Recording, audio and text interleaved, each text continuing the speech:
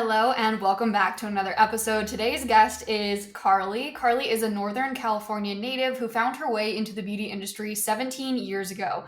After training with some of the most sought after hairstylists and spending 13 amazing years behind the chair taking clients, Carly shifted her focus solely to educating other hairstylists.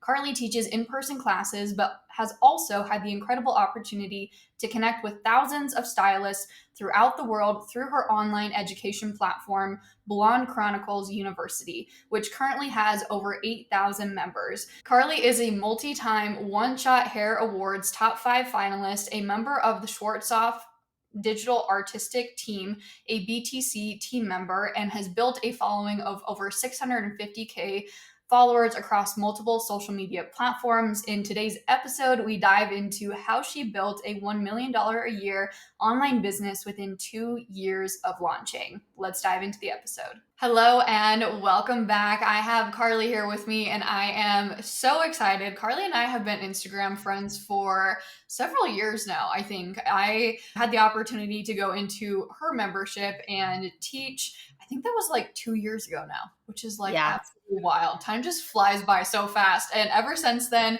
we have just stayed in touch through Instagram and just chatting with one another. So I'm so excited to bring you here. Thank you so much for being here, Carly. Thank you so much for having me. I am so honored to be here. So I appreciate it. Oh, I appreciate you. I would love for you to start off telling your entrepreneurship story. So, how did you get started and how did you get to where you are today? Yeah, so my journey begins when I was like 18, honestly, and I went to hair school.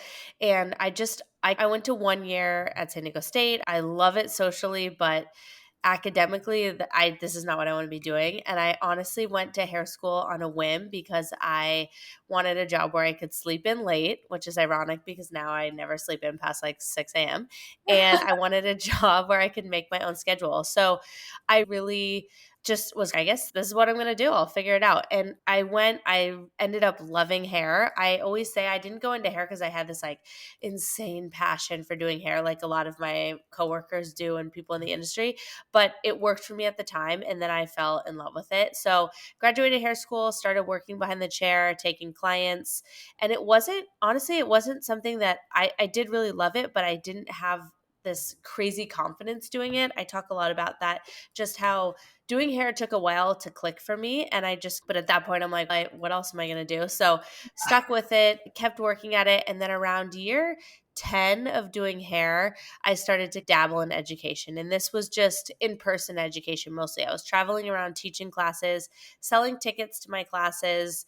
They were okay, but it definitely wasn't my main source of income. Doing clients behind the chair was my main source of income. And then 2020, I had a whole year of classes set up. I was going to travel to 12 states, do all these classes. And then COVID happens. Salons completely got shut down for quite a while. I'm in California, so it was a really intense shutdown for us.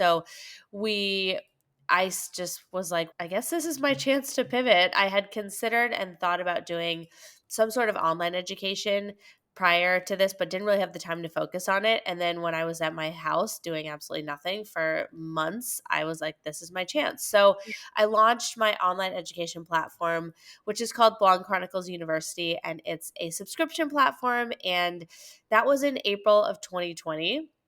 Actually, April 24th, 2020 to be exact. And so now we are at 4 years, just hit 4 years. And it's grown a ton. I've learned a ton. And now that is my main focus. So now I don't take clients behind the chair anymore consistently. I focus only on education. Majority of it's online. And I still do some in person, a little bit of in person stuff. Just it's been a journey. I love that. And something that you talk a lot about is like that first year and maybe in those first few years being a hairstylist, like it wasn't like you just hit the ground running and you were making like six figures. Can you talk a little bit more about what those first years looked like? Absolutely. I was broke, very broke, and I knew nothing, but I thought I knew things. It's one of those things where you're 20 years old. I had no confidence, but yet somehow I was arrogant about, oh, I'll be fine. Just thank God I had that kind of thought and I was able to just keep going. But yes, I had very few clients getting started. I was like sitting around in the salon just waiting for people to come in. I would take absolutely anybody, any day of the week, anytime. It was one of those kind of things where the beauty industry can be like that. There is a bit of that grind in the beginning where you just have to wait for clients because there's a lot of competition and a lot of people are better than you, honestly. And hair is there's a lot of technical stuff about it that just is not natural. No matter how much you love hair and you're so passionate about it, learning how to lighten someone's hair with bleach and not fry it off is just not really like you're not born knowing how to do that. So there's a Yeah. lot of those little intricacies that take some time to learn. So I talk about the first year I started doing hair, I made $12,000. And that was gross. Okay. That wasn't like including expenses. So it was not a great year, as you can imagine. Luckily, I was living with my mom. My expenses were extremely low, being that I was 20 years old. And honestly, for the first 6 years, it wasn't much better. And I think around year 7, 8, I started making money to where I was like, okay, I can see that this is going to be like a decent living for me.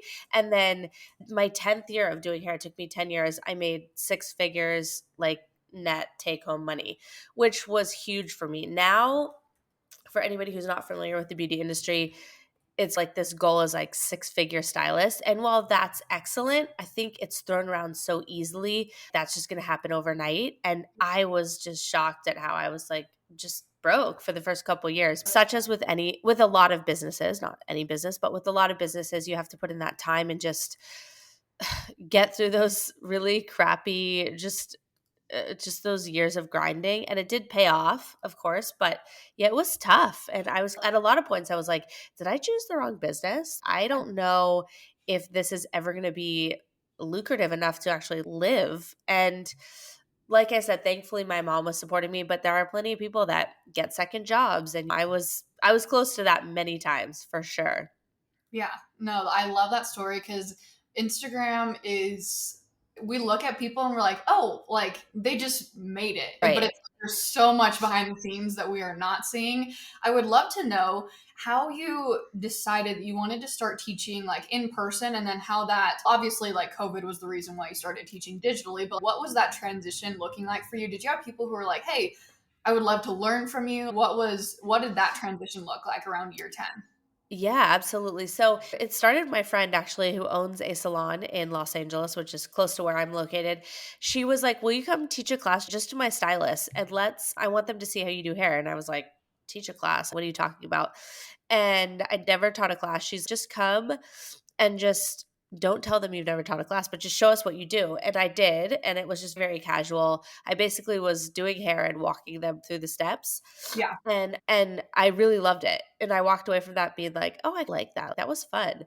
She said she actually wanted me to come back and do it again to different, like more stylists that she had hired. And then the salon that I was working at that time had said, "Let would you teach a class to the stylist here? And let's just try selling tickets." We sold tickets. I honestly don't remember how many we sold, but it was like not that many. But it opened up the door to, okay, this could be a thing that I do. And traditionally in the beauty industry, for anybody who's not familiar with it, independent education, like a person like me teaching my own classes, was very new.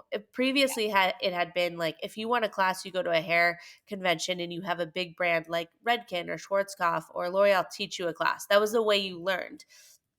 And it was great, but it was very corporate. Like they're teaching the manufacturer's recommendations, whereas in the salon, a lot of times hairstylists don't, they make their own rules. So this independent education thing was really starting to take off. So I just was like, I guess I'll have another class. I guess I'll try selling tickets. And it's just very basic. I don't even know if I had a website at that point, to be honest. I was like selling it on Instagram through event. And then like I mentioned before COVID, I had wanted to do something with online education.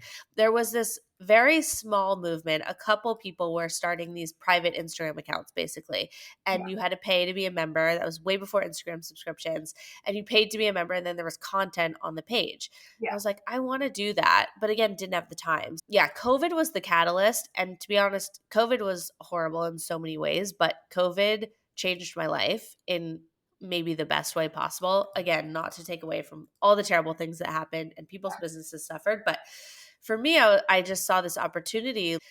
Everyone's stuck at home, and I'm going to make this very affordable. So it's a no brainer for people so that they can still dip their toe and have a little bit of something in the hair world, but we're all Yeah. stuck at home, not able to do anything. And so I thought this could go one of two ways. People could want to invest in it because they're like desperate for that connection to hair education and nobody's teaching in person classes, or people could be so nervous to spend money that they don't want to even spend $10 a month. At that time it was $10 a month. So luckily, it went the way of people really wanted to have some connection. So it was a good transition, but yeah, it was wild how it worked out, but it did end up working out. The timing was right. I love that. So it was a membership and it was $10 Yes. a month. Did Yeah. you, the reason why you created that as your first offer being a membership, was it because you saw other people who were doing a membership, or was it like, what was the whole intention behind it being a membership first? Yeah, great question. Because honestly, now when I am talking about like creating an education business online, I'm like, I don't recommend starting with a membership. But at the time, yes, it was, I had seen one or two people doing it. And I also thought, it was almost like, what else would I do? Like, I actually had one longer video recorded, like professionally with a videographer, but I didn't know how to sell a video online. Now, looking back, that was pretty simple. Like, I had a Wix website at that point to Yeah. get the subscription going, but I just was like, oh, this seems logical. Like, I'll just post videos once a week was what I promised. And at that point, I had so much content on my phone, like from my assistant filming me doing hair, that I was like, I can make these into videos. And I always joke now, BCU started as like the crappiest, like 4 minute long videos with content that my assistant took on my cell phone. There's like people in the background. It's so hilarious. But yes, it just seemed at that time like the easiest thing. And then it became, though, one of those things where you get into it and then it's, oh, I'm just going to have a membership on Instagram. How do I get the people to pay me? That can't happen on Instagram. So it became one of those things where it was like one thing led to another. And by the time I launched it, I was like, actually, I don't know if this is the simplest idea, but I was already in it at that point. So I had to keep figuring it out. Yeah, no, I love that. I love that you just started, and I love that you share that it was recorded on your phone to get started. Because I think if people look at your content now, like inside of the member, I mean, you have like professional teams that like record your content and like for the, not your content necessarily, but like your trainings that are Yeah. inside of your university now. So I think it's like another thing where like someone who might go into looking at your Instagram account and looking at what you're putting out right now, they're like, oh my gosh, like that is the standard. But it's over time you have gotten to that point. So I love that you shared that. My question for you is, so you talked about collecting payment. So your membership was hosted in a private Facebook or private Instagram account. Is that correct? Getting started? Yes. Oh, Yeah. yeah. All the content was just an Instagram. And it honestly was like that for a year, probably over a year. And then I realized this is not really feasible. Like this, the contents, there's no way to search for the content. So at that point, I had a ton of videos, and it's, if anybody needed a particular video, they'd have to like scroll. You Yeah. also couldn't, like, you couldn't save videos, you couldn't come back to them and where you left off. And Yeah. then Instagram, because when I launched the membership, it was IGTV was a thing for Yeah. anybody who's not old enough to remember that. I don't know. That wasn't that long ago, but you could have 60-minute videos. But now, then they cut down the limit of timing. So I had to cut up the videos. It was just this crazy thing. And the other thing was that I was like, this content, what if my Instagram gets shut down or disabled or anything? What do I do with all this content? So I figured this is not working and I had to come up with an alternate solution. But yes, at first I did some weird like workaround way on Wix, on my Wix website, to have a membership payment. Mhm. Like it wasn't set up for that, but I made it work, and there was a lot of tears along the way trying to figure out how that worked, but I just Yeah. didn't know what I didn't know. So I started with what I had at that time. At what point? So I know that you said like it got to the point where it just wasn't sustainable for you. It wasn't the best like customer experience. Like how many members did you have inside? What did that look like in terms of like revenue that you were bringing in before you decided to switch over to another platform? And what was that platform that you decided to move to? Yeah, great question. So probably around, gosh, it must have been around the like year and a half mark. My husband, who worked in a completely different field. He worked in real estate. He's very much more tech savvy than I am. And this is not like a great system. Just so you know, like, this is not Bless him. really, Bless yeah, him. I know. Thank God, Jesus. And I knew it wasn't a great system, but I just didn't really know what to do. And I'm still working behind the chair full time at this point. Like, I had so much other stuff going on. I have a baby. Like, there was a lot. So it just felt like too much to switch to anything else. Probably around 1.5 years, I probably at that point had maybe 2,000 members or a little bit less. Probably had around 2,000 members. And he just said, let's figure something else out. So initially, I hired somebody to build out a website. I spent close to $10,000 with this person trying to build out a website. And I didn't end up using it because to be completely honest, it was not good. And that was on me too for not really vetting this person and thinking that it could be what I wanted it to be. And they were great. He did what I asked. It just wasn't really what I envisioned it. And I didn't really know how to communicate that. So did Yeah. that whole thing. And then in that process, we had my husband, I say we, but it was mostly him. He had researched, there's got to be websites that do this. So in that, stumbled upon Kajabi and like Thinkific, Teachable, all those, and decided to just go with Kajabi. It was the Mm, most expensive at that point, but after looking into the options that it offered, it was like, this is what I basically hired this person to do. yeah. And he didn't really do it. So let's go with this. So we built out the whole Kajabi website. Once again, I say we, but mostly it was him. And I was like helping where I could.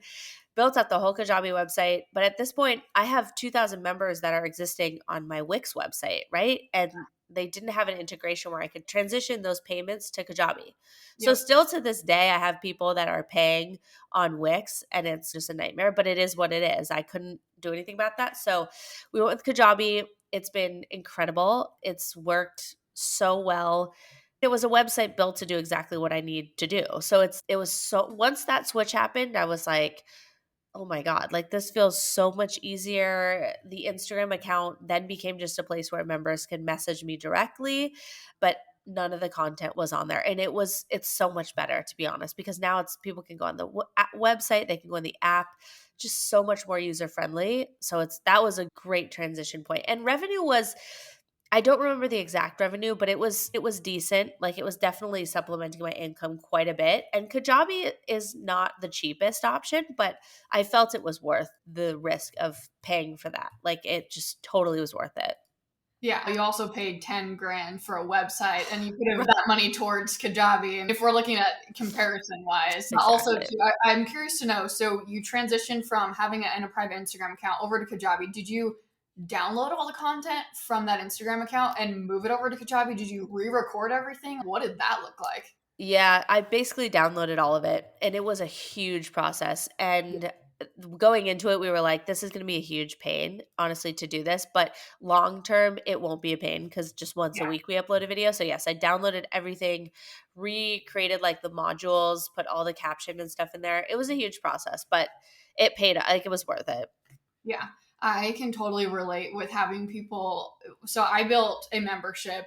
It wasn't IG University. It was a trending audio membership inside of Okay. Teachable, which was the platform that I was using first.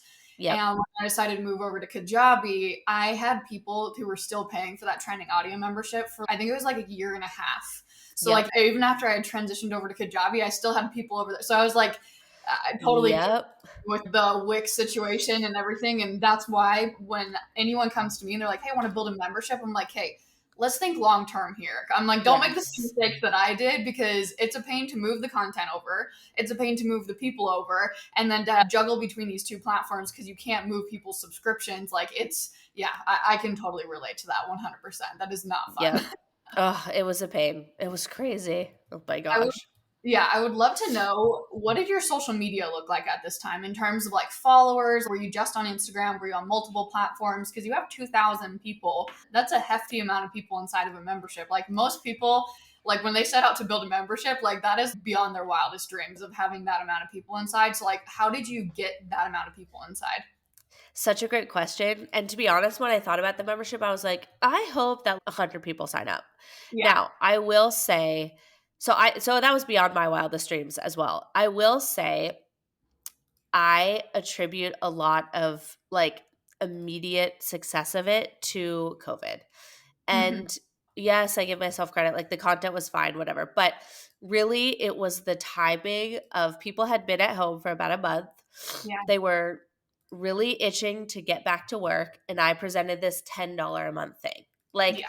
the timing was impeccable. So I don't remember the exact amount of followers I had at that time, but I wanna say it was something around 200,000, like 175 to 200,000 followers. I had been on my Instagram journey since 15. So at this point, I'd been like building, working at it, but it was Yeah. mostly to get clients. I never really went into it to say I want to be an educator.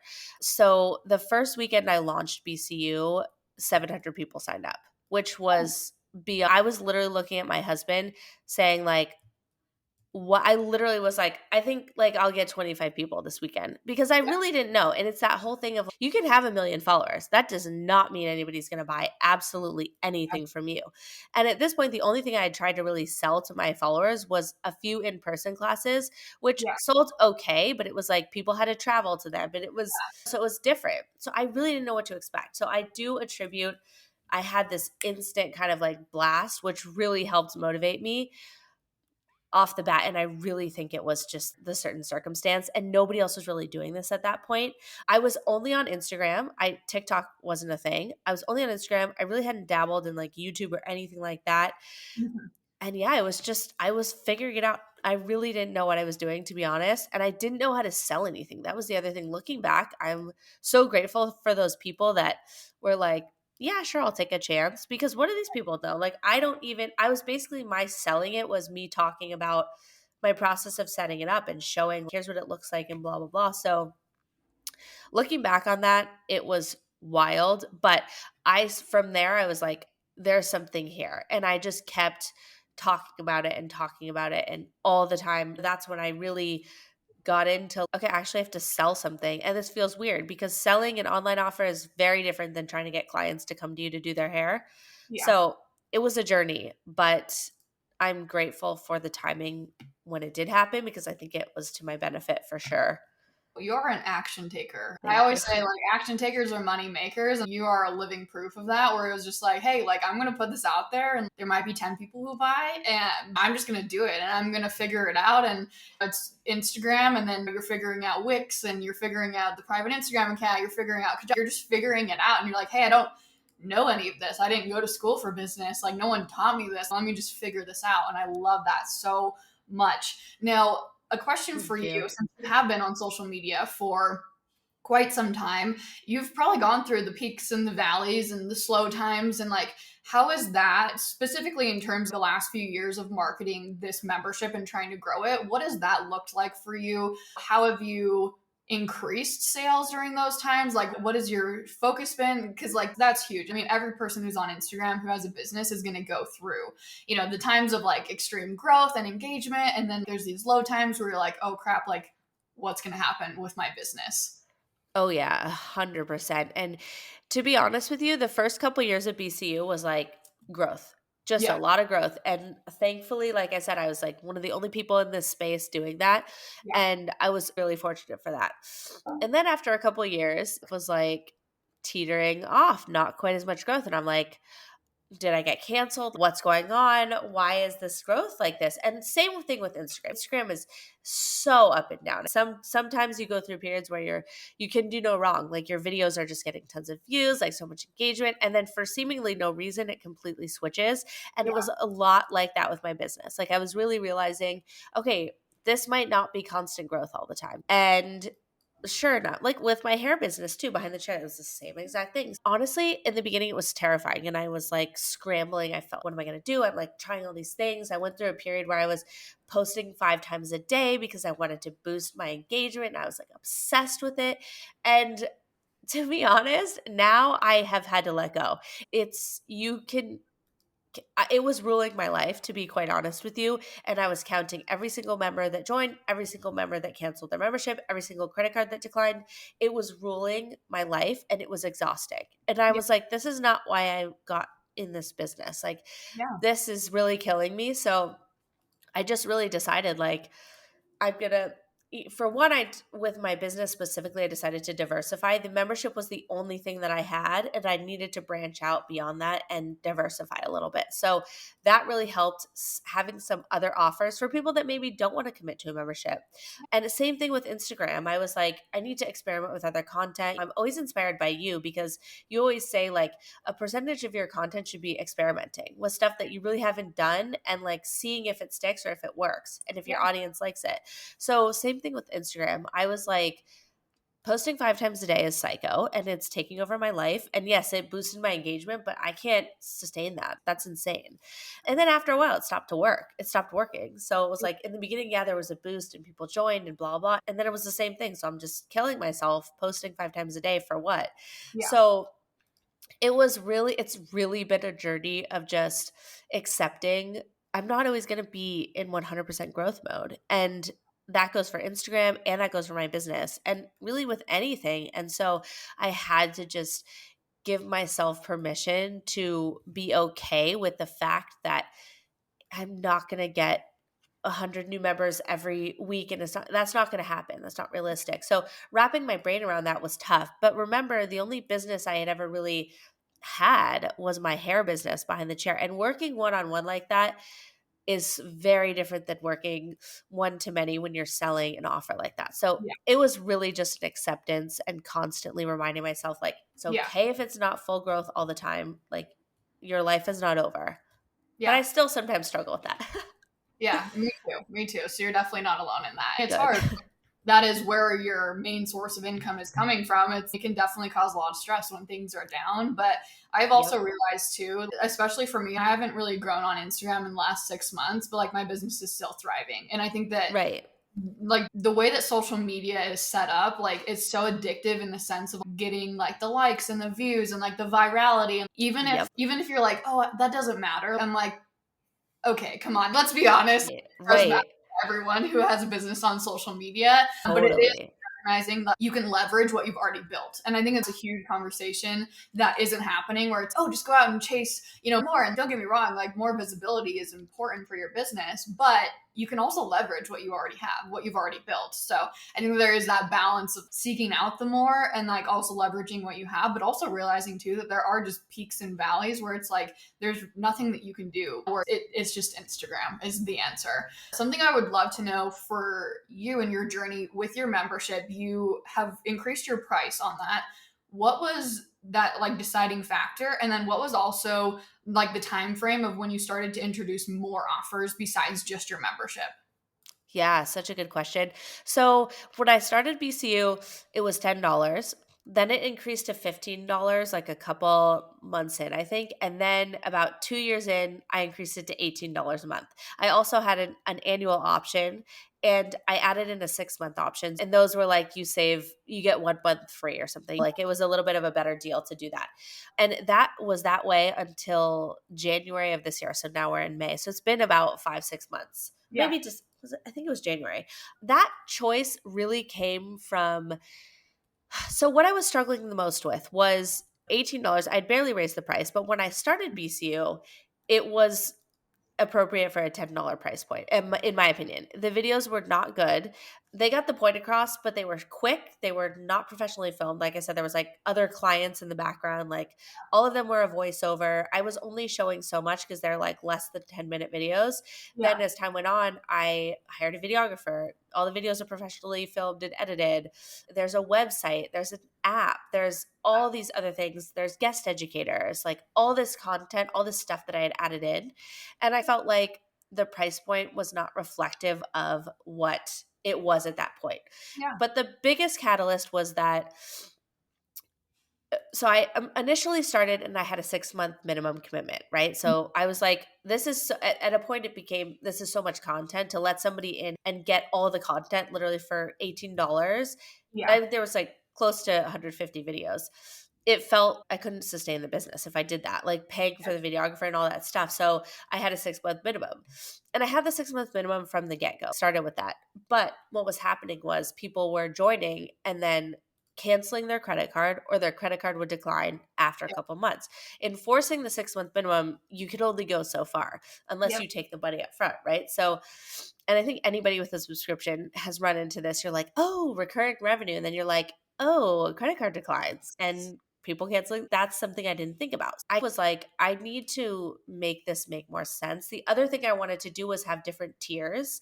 That's Mhm. something I've wanted to do for a really long time. Like at the base tier, you get a certain amount of videos with a certain kind of content. Then middle tier, you get access to more stuff. And then the top tier, you get access to me. The other Yeah. thing that was happening was that the membership had grown to like 9,000 people.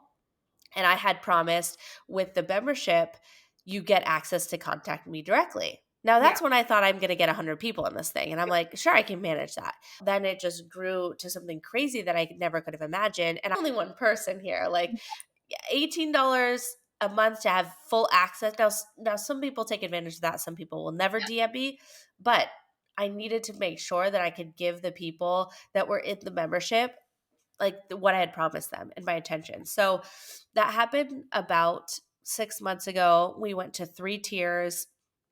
There's also annual options, same thing, where you get like a little bit of a discount.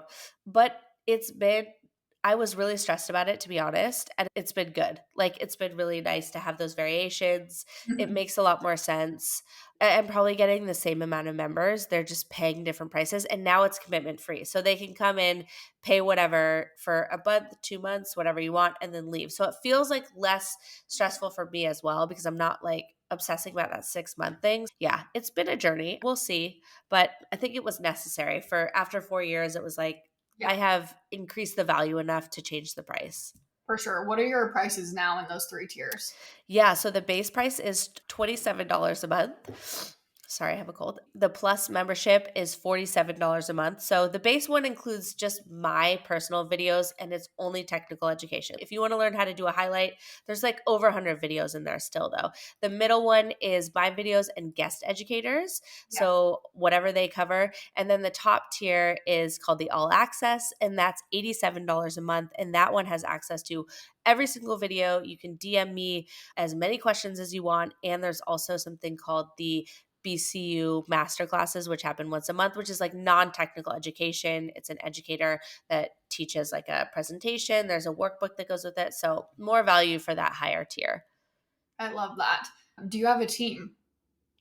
Great question. Honestly, no. Like, so it's mostly me doing mostly everything. Yeah. My husband works full time with me now. He does not do his other real estate job. He works full time with me now, and he handles all the back end stuff. He handles everything on the website. He handles all the credit card declines, people's memberships canceling. He handles like the customer service kind of email. So he's like the team, really, me and him. I have a videographer that I work with. He films my videos, he edits them and then he sends them to me and I do all the like uploading to Kajabi, all that stuff. I did hire somebody recently to do emails for me, which has been huge. And actually I was inspired by you because you always talk a lot about an email list. As a hairstylist, you never learn like you're going to need an email list. That's just not something that ever comes up in the beauty industry, although it should. So she basically gathers content from my social media, turns it into an email format, and that's the value that goes to the value content that goes to my email subscribers. So she's on my team. And then that's pretty much it, to be honest with you. I'll hire people here and there. Like I hired somebody to help me do a rebrand. I hired somebody to help me set up system automations for like when I rechanged everything about my membership, one-off people who have been so helpful. But really Yeah. the team's like me, my husband, and my videographer who helps me as well, and my email gal who's great. So I'm growing. I'm sure I should hire more people, but I'm just like at this point, it works. No, I love that. If it works. I actually remembered a question. This is the question that I had in terms of the transition of your membership. Yeah. What does it look like in terms of letting people know about it? Like with the price increase, did you grandfather people in? Like, how did you, were there people who were upset about it? Like, how did you navigate all of that? Because that is a huge thing when it comes to when you increase the price from like $10 to $15 to $18, like I think that's not such a big deal. But like when you go Right. from having one tier to increasing to 3 tiers and then increasing the price of every single tier and then taking back basically, hey, you actually don't get access to me inside of this. What did that all look like? Such a good question. I also realized I forgot to answer your question about transitioning into other offers. So I'll touch on that really quick too. So I grandfathered in everybody that was already a member. So all those 9,000 members, they stayed the same and they Yeah. pay $15 or $18 a month. I did not want to, I just thought that would be an absolute night for one, a nightmare Yeah. logistically. But for two, I just felt like some of these people have been a member for the whole time. Like Yeah. they got in like the founder situation and they're going to Yeah. stay their price. So they all stayed the same. So it only affected new people. And I didn't really make an announcement like, hey, the price is changing. I Yeah. changed it. And if people had questions, I answered them openly. I wasn't trying to hide it, but I wasn't like, hey, my membership's like quadrupled 8x in price. And I just I also at this point did an entire rebrand of my full business. I did a whole website revamp. Yeah. Everything changed. And to be honest, I was stressed. Like I'm that person that stresses about pricing. Even with my behind the chair business, I hated raising people's prices, but I always had to go back to this is a business. I'm not yes, I love doing it, but ultimately I have to provide for my family. It was a huge change, but to be honest, grandfathering the old people in made it seamless because there was nothing really to do. But I also have a situation where if somebody was a member previously and they come back within a reasonable amount of time, because that was what was happening a lot. People were canceling and coming back. I'm like, I'll give you the old rate. People that were a member like 3 years ago, they're like, oh, the price has changed. And I'm like, yeah, they changed. Here's now what you get, blah, blah, blah. So it was an adjustment. It was an adjustment for sure. And then as far as, For the people that you grandfathered in, yeah, what tier do they have access to? Is it still they the have top? Yeah, they get all access. So what people are paying new people are paying $87 for it, so they're paying $15 or $18. So that's also a thing cuz people will be like, "Oh, I'm just going to cancel, like I'm not using it as much right now. I'm really busy." I'm like, I always let them know, just so you know, if you come back, would love to have you back, but the pricing has changed. And sometimes people are like, "Oh, I'm just going to keep it then." But some people are like, okay, I understand. And a lot of people have honestly been like, good for you. Like, I'm happy for you, which is so sweet. I'm happy for you from outside Thank you, friend. perspective looking in. I've Thank watched you. you so much over the last 2 years, and I'm like, that is so well deserved. Thank Value you. beyond what you're charging. I know that for a fact. You're so sweet. Thank you. And yeah, it was a journey. But the other thing that I didn't touch on was how I added in other offers. And it took me honestly 4 years. I just launched my first offer that was like virtual and not in my membership. That was like substantial. I have like little guides and stuff, but I created actually two 7 module courses. One's about extensions and one's about blonding specifically. And they are like all my best info about that stuff packaged up. It's not BCU info. Everything was completely new and recorded just for those courses, but it took me a long time because BCU was doing great and it's still doing great, but it was like I was like, you know what? Some people don't want a membership. I'm realizing this. And so launched those. That was a whole process which I learned a lot, very different than having a membership, but it took me 4 years. BCU was my main girl for 4 years.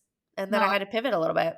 I love that you stuck with it too, because I think a lot of times people are like, oh, like I'm going to create this offer and then this offer and then this offer and then this offer. And it's suddenly they have 10 offers and wait, none of this is actually working. Like I love, Right. hey, I'm going to learn how to sell this. I'm going to be like the best at having this membership and selling this membership. And then it's, hey, you are going to get to a point where it's just normal in business where things need to change and pivot, and like recognizing that is huge and then moving into that. My question for you with that course or those two courses, are those included inside of the membership or those totally just separate offers? Great question. They are not included. They are totally separate. The members get a discount though if they would like to purchase them.